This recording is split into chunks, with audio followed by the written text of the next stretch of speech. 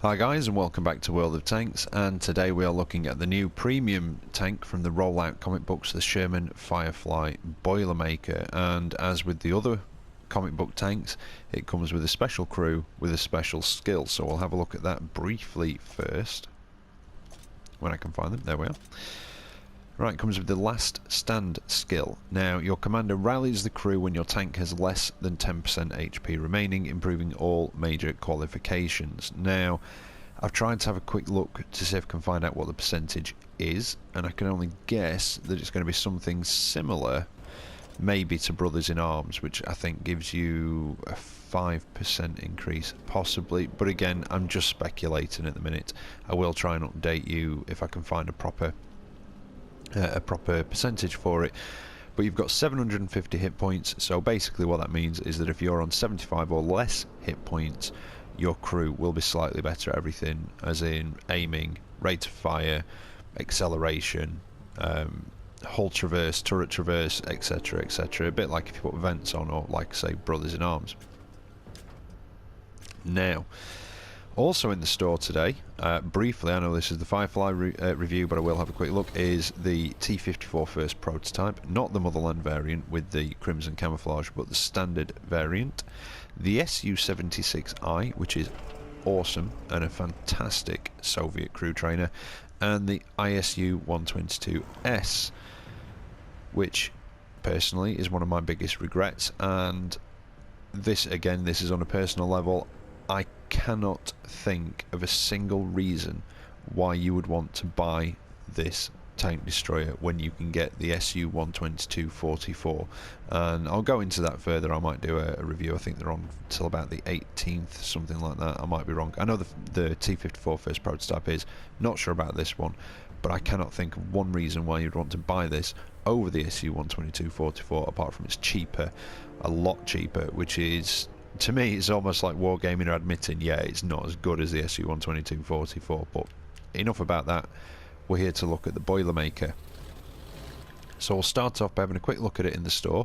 It is coming on in different packages, cheaper packages over the month, and towards the end of the month you are going to be able to earn this tank, so do bear that in mind.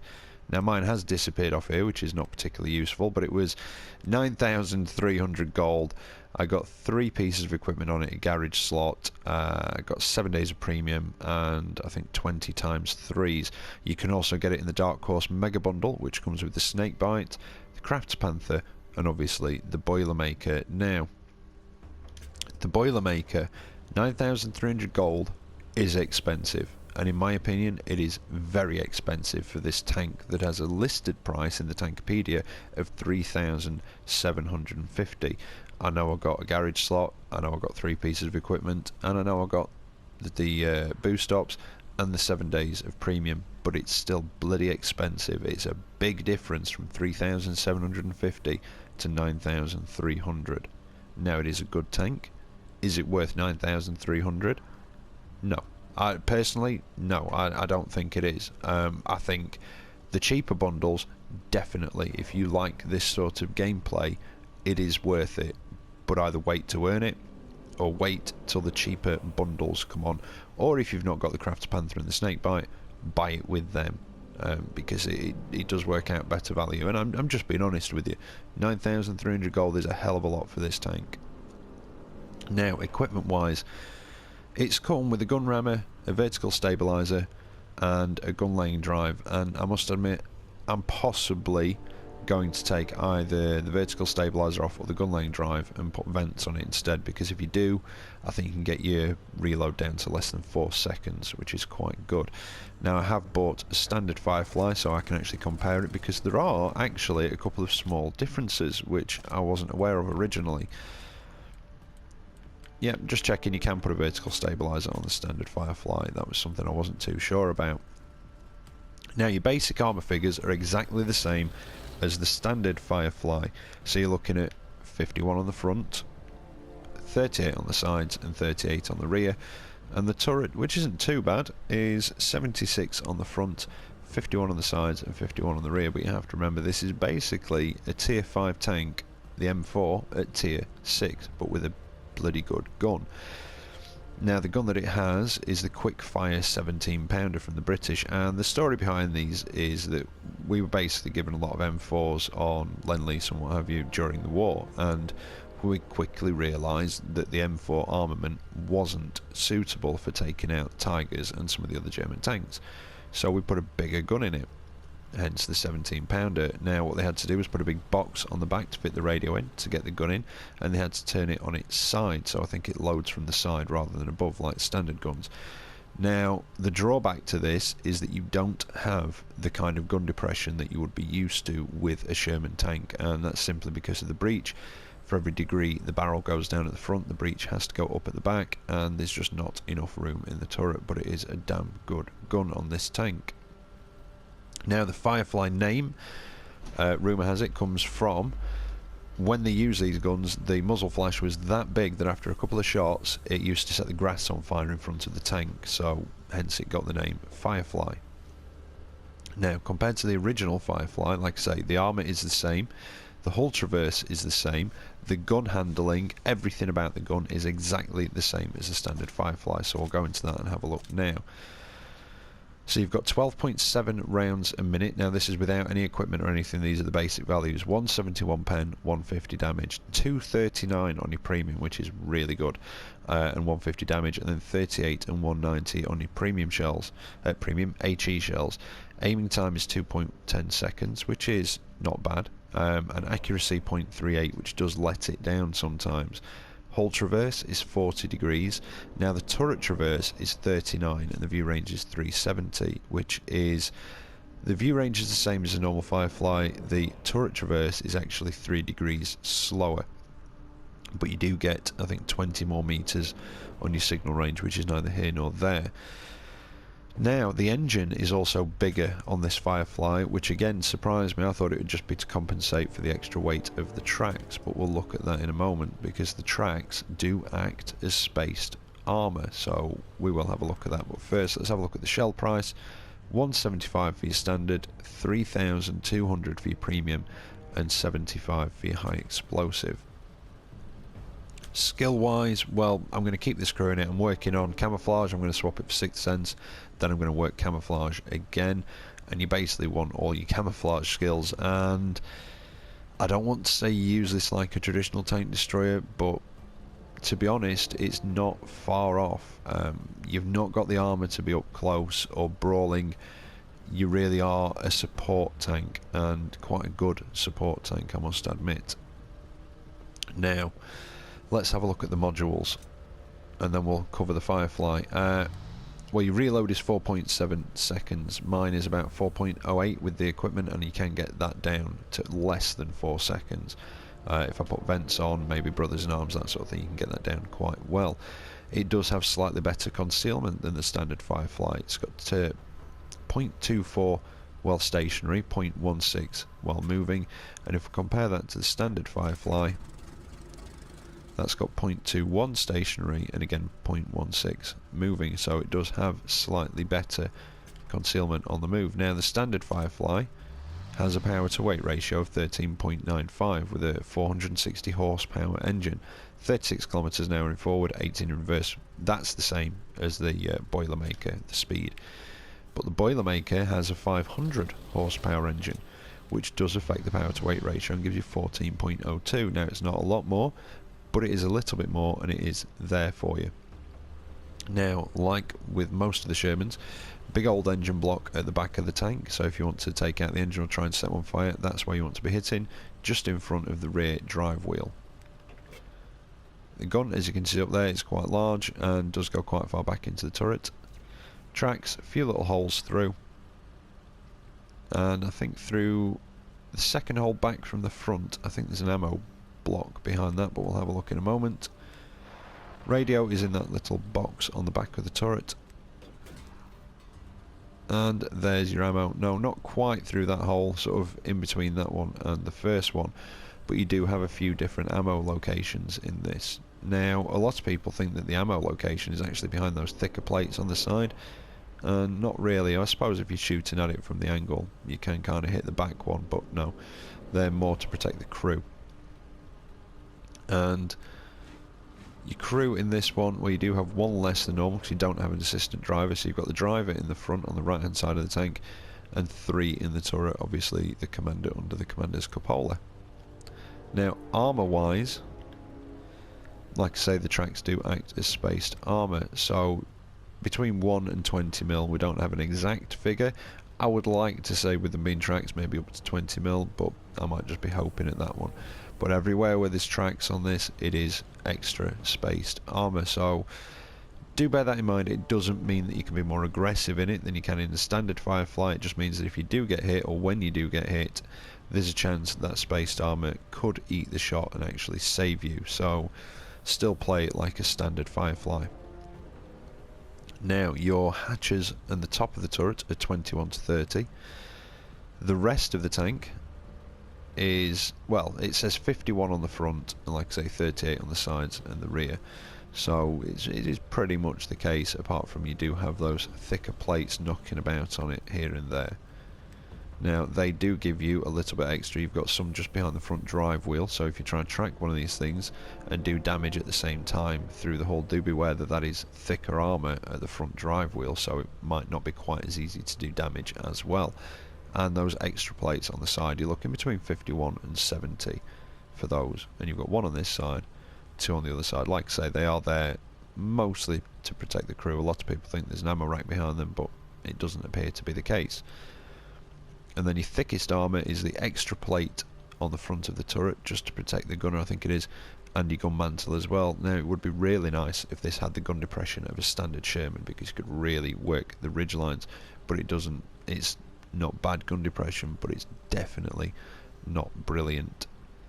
And I think that's about it. Oh, the bonuses. The Tankopedia is glitched at the minute, so we don't actually see them. I've been sort of trolling the forums, should I say, not trolling them, and I found that it's supposed to have a 30% silver bonus and a 30% XP bonus on top of that, so not too bad, and I do like the look of it.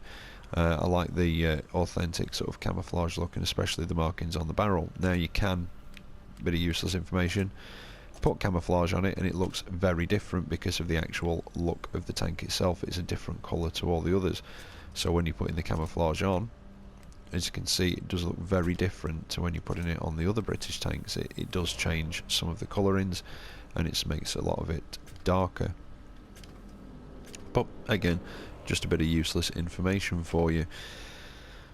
Now like I say, the comparisons to the other Firefly, I think I've covered that. I've covered the equipment, covered the skills. I think that's about it. I'm sure I've probably forgotten something, but if I have, I'll let you know in the replays, so let's get into those and see how it actually plays. Right, so here we are for the first of the replays, and it's my first match in the Boilermaker. I did have the Tech Tree Firefly a while back, but I've not been in it for a little bit. And the first thing that strikes me about it is I'd forgotten that it is quite slow. I mean, 36 kilometers an hour is not particularly fast, and especially if you've been playing the sort of the Easy 8 and the Sherman Jumbo, they are a bit quicker with the top speed, not by much, but they are a little bit quicker. Now, one thing I did forget in the garage, I did forget something, is the matchmaking spread. It does see up to tier 8, it does not have preferential matchmaking, and like I said in the garage, you kinda have to play it a little bit like a traditional tank destroyer in some respects, because the hull armour is not very good, and it's just as simple as that. It is a good tank. I do enjoy it, and if you like that sort of traditional tank destroyer support tank role, then I think you'll get on with this quite well. The gun is really quite good, and like I say, the gun depression isn't brilliant. It's not bad, but it's not brilliant.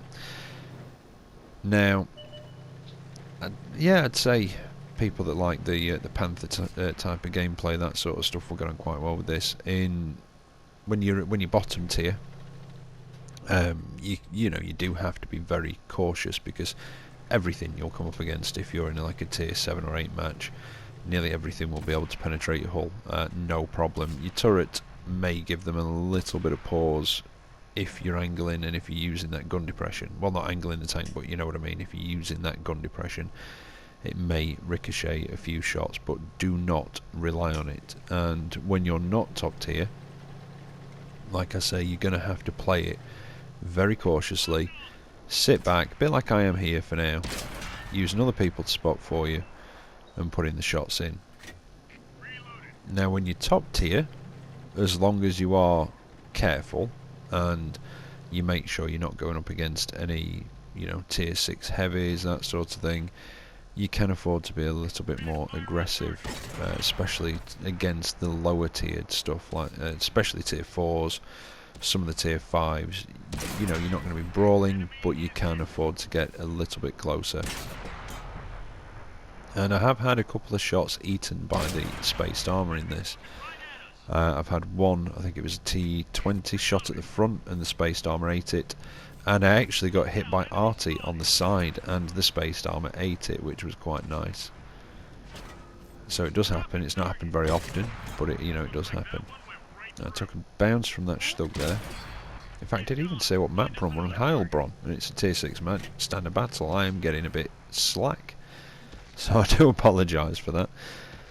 Now, I also mentioned in the garage, while I'm just trundling around looking for something to shoot, about the T-54 first prototype, the ISU-122S and the SU-76I. Now, as I'm recording this, somebody has commented asking if I can do reviews of the T-54 first prototype and the SU-76I, and I will be doing. I don't have the normal T-54 first prototype just come into the store.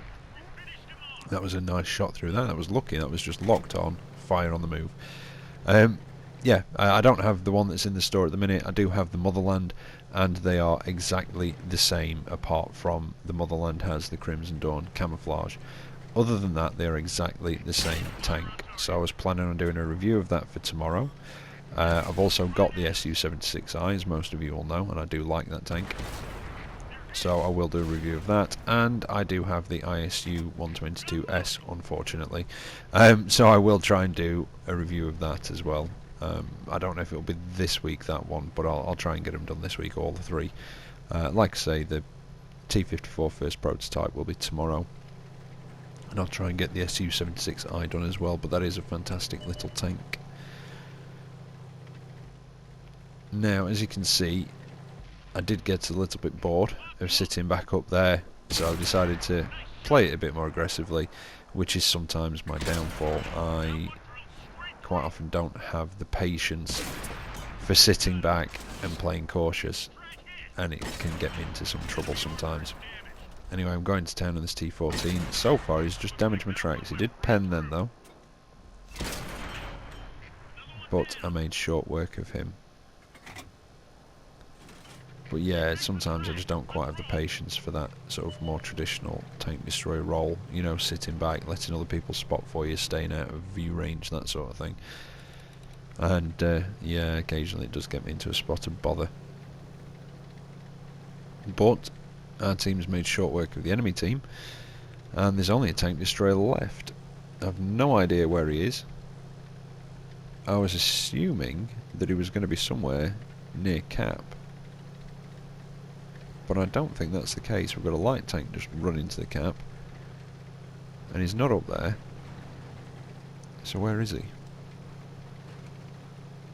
And what is he? Oh, there he is, just popped up. He's right down in the town in the corner. Now I don't think I'm going to get there in time. Now, like I say, I do like this tank. I do think the price of the bundle at 9,300 is quite expensive for it. I mean, to put that into perspective, the T-54 first prototype, the base is 9,000 gold. So the ultimate bundle with this, even though you do get those few extras, is actually 300 more. And the T-54 first prototype gets something like a 50% silver bonus, something like that. And it's a tier 8 medium, whereas this is a tier 6. So I do think that that bundle price is a little bit on the high side. And you can see what I mean about the speed of this tank. It's, I don't know, I expect it to be quicker. I think it's the same top speed as the normal M4, but for some reason, because it's a tier 6, I just expect it to be more like the Easy 8 speed, which is a bit faster than this. But it does the job. And like I say, you've got to, you're not going to be zipping about the map like you are in some of the support tanks. I mean, the Crafts Panther, when that gets going, that's got a good top speed. A bit of an underpowered engine, but a good top speed, and you can relocate fairly easily in that and fairly quickly. Now, this one, you really have to... I find that you have to read the map more and read it. You know, you have to be good at reading the map and where you're going to need to be, because it's going to take you longer to get there, because you're just not as fast. I mean, it does have the slightly higher power to weight ratio than standard Firefly, but still, it's not that quick. So you do have to try and figure out where you're going to be the most use. But that one was a win. It was a nice first match to ease me back into the Firefly. Got a high caliber and first class mastery out of it, and just over 1800 damage done. I did block a little bit of damage, but even though you've got that extra spaced armor, you really do not want to be relying on your armor in this machine. You really don't. Your best defense in this is not being seen and just not getting hit. But I came top of the table, which is always nice. And again, I'm back to doing long videos. I've just realised how long this one is, and it is a bit longer than some of the other reviews I've been doing recently. But then again, I did do the comparison in the garage, so that took up a bit more time. Right, we've got the second of the replays, and it's a tier 7 match. And I did want to bring you this in a tier 8 match today, but I think I only got in one, and it did not go very well. So that was that. There wasn't really much to show from it. So tier 7 will have to do. And the problem for me with maps like this, I don't know if you guys agree, with maps like this, in tanks like this that are, you know, weakly armoured, but they've got a good gun and they're intended for that support role, is that there's not many vantage points really where you can actually stay out of spotting range and still shoot at the enemy tanks, because of how the map's laid out. Now, those snake bites have been very aggressive, and that was quite annoying that that just went into his tracks and didn't track him. Let's see if we can get a shot into him, lead him because they're very fast, and no, proper donk it. Do you know what, let's just clipped him in the back, and that was using auto aim. Oh dear. It's a sad day when auto aim hits a moving target that you can't hit yourself, isn't it? I think I should just give up. Anyway, yeah, those snake bites have been quite aggressive, and this snake bite is going to be a pain in my arse, because it's just going to keep me spotted, so I cannot actually pop out and get any shots across this valley without taking hits in return. And in fact, there you go, and that was a lucky bounce. I don't know what it was from. And then, yeah, I donk it again, and there's an M4 behind me. And that M4 really needs to learn about personal space, because that is not the first time in this match that he's going to block me and cause me to have a problem actually backing up into cover. That was lucky. I nearly took a hit then from something. Pop out and take a shot at the kaiju, I think. But somebody really needs to try and take care of this snake bite, and this is where the sort of lack of gun depression becomes apparent, because if I was in a normal Sherman, that was a lucky shot. Just tracked him, stopped him dead, and that's him done for. Yeah, if I was in a normal Sherman, I wouldn't have to go quite as far over the ridge to hit this guy, and there's been a couple of times where I've been actually able to hit him in a Sherman because I've been able to get my gun down far enough, whereas in this I can't. But like I say, it's a bigger gun, it's a bigger breech. For every degree the barrel goes down at the front, the breech has to go up at the back, so it is what it is. You work with the you work with the tools you've got, don't you? Managed to get a hit into the, was that an OI or was that the kaiju again? I think that was the OI, but I did take a bad one in return, and now there's a Tiger P coming, and I need to basically back off because I don't want to take a hit from a long 88.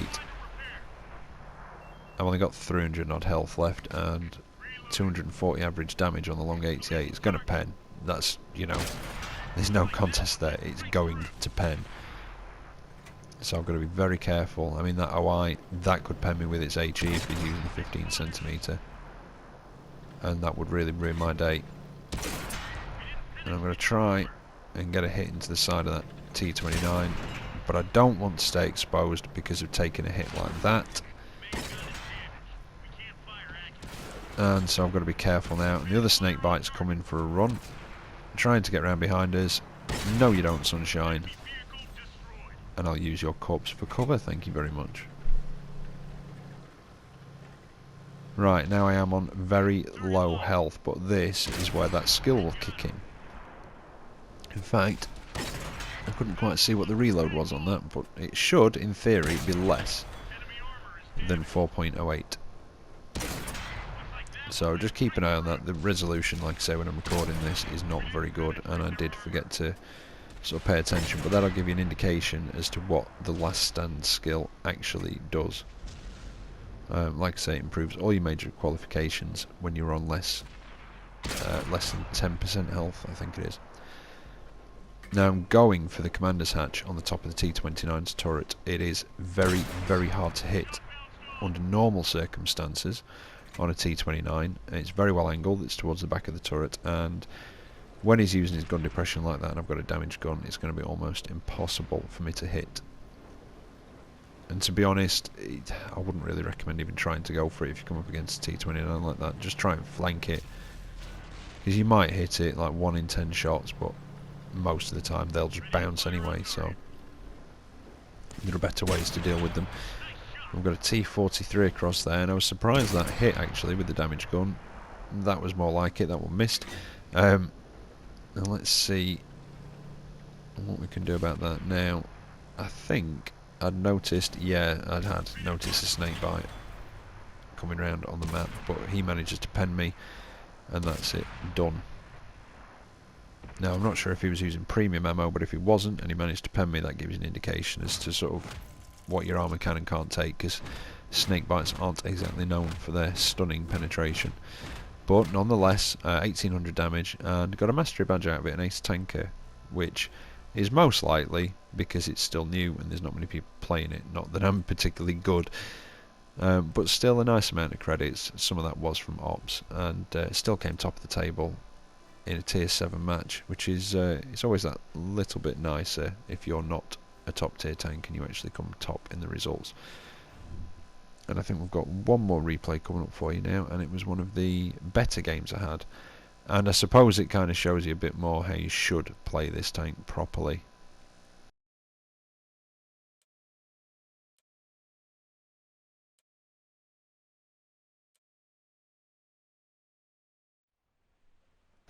So here we are for the last of the replays. It's on Swamp. It's a tier 6 match and it's a standard battle, and I've just realised I never actually said anything about the map or anything on that last one. I don't know what's wrong with me today, but it was Mountain Pass tier 7 standard. Anyway, back to this one. Now, just while I'm actually taking up position, I don't know what you guys think. It's a new intro, just thought I'd try it out. I'm not too sure about it myself, and I think I might go back to the one that I've had for the last month, but I'm not entirely sure. I'll have to try and work on it. It was something that I sort of put together today, but looking at it, you know, I'm 50-50, so I'll see what you think. Now, like I say, this does kind of show you a better way, well, not a better way, sort of the proper way that I'd recommend playing this tank, which is staying back at first, supporting your teammates, putting shots in where you can, and then towards the end you can move in, and with your really good rate of fire and your sort of good accuracy and not bad aiming time, I mean the vertical stabiliser and the gun lane drive help, you can sort of whip round corners and finish off damaged tanks, or, you know, pop in and out, get a couple of shots in and done. But I am taking shots here, so this is not the best position for me to be in.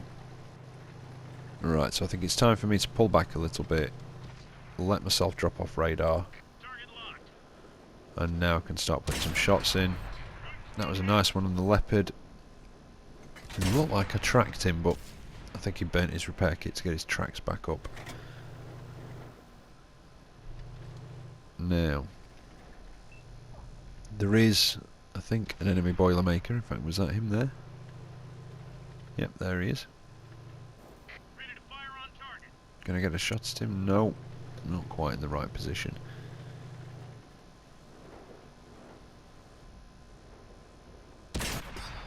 No, I was just taking a speculative shot there because I'd seen a tree fall, but I think he was heading down the hill as opposed to across it.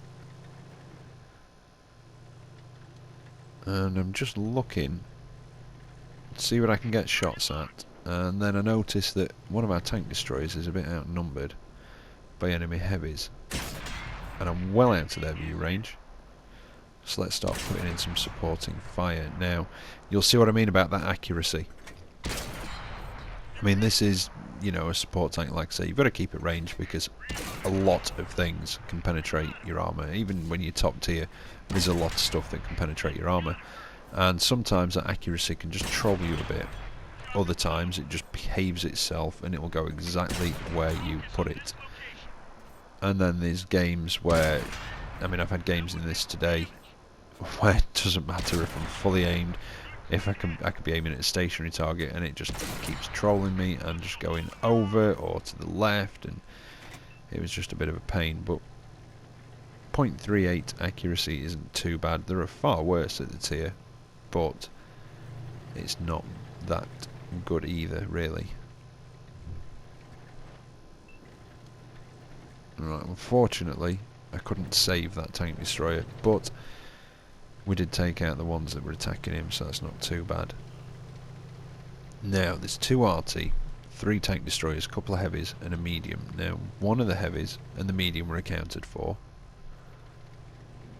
And I'm just trying to get to a position where I can shoot across the swamp at that OI on the other side. Now, there's the other heavy. So I know we've got a medium up here somewhere. And he was just up behind those rocks, up on that sort of small hill. But there's 3 tank destroyers lurking about somewhere, and I'm not sure where. So I've got to be careful. If I just blunder around a corner into the path of those 3, well, I'm done for. And again, I'm still trying to get a shot at that OI experimental. There's the medium. And you've just got to be aware of what's going on the map around you. I mean, when there's not so many tanks left like this, sometimes you can sort of get a false sense of security and just go trundling off, round a corner, boom, straight into 3 enemy tanks. Now, I know that medium's up here, so let's go and surprise him. See if we can sneak up on him. There he is. And finish him off. And I've found one of the tank destroyers. Wolverine. He'll have no problem penning my armour, so I've got to be careful. See what I mean? I was angled very badly then as well. Let's just pop out. One more through his turret should do. And that's him done, but I did take another hit in return.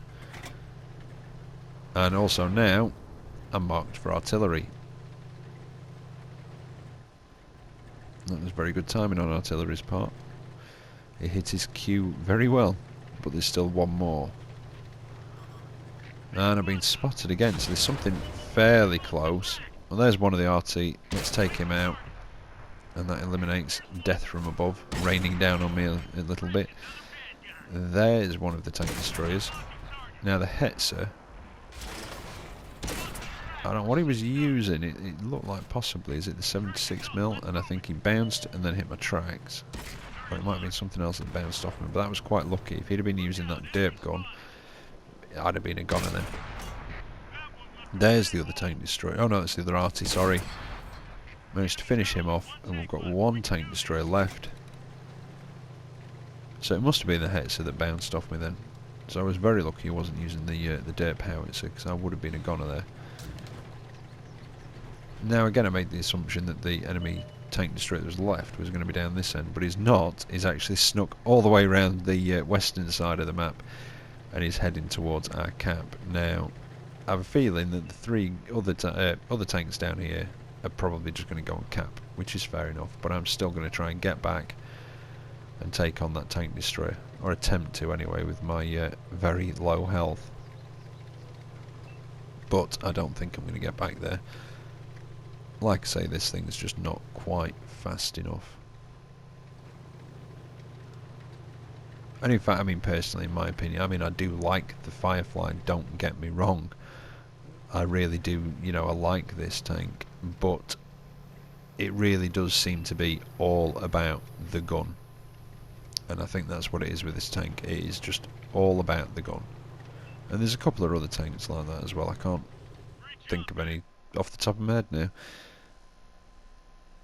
I'm sure you'll probably mention a few in the comments. But there we go. Panther 88, that's one all about the gun. Anyway, not a bad match. 2,653 damage done. Another ace tanker and a high caliber. And 94,000. But I did get 25% extra on the silver from the op.